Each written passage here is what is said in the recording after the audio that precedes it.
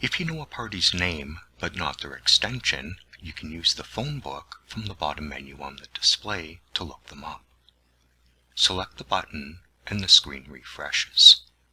Select Search and the screen refreshes again. The default setting under ABC is a T3 format. That means you push the number 2 3 times to get the letter C.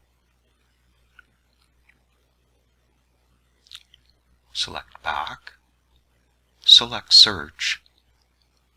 If you select ABC, and now it shows the number 2, small a, capital B, it will give you any of the 4 possibilities with 1 keystroke.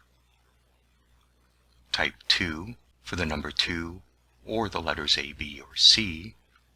Type 6 for the number 6 and the letters M, N, O. The more letters you type, the more precise the match becomes. Type 8 and you'll get the number 8 or the letters T, U, V.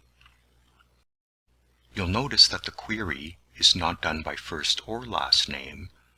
It's done wherever that combination of letters appear in a party's name. When you find the party that you want to call, scroll down and select Call.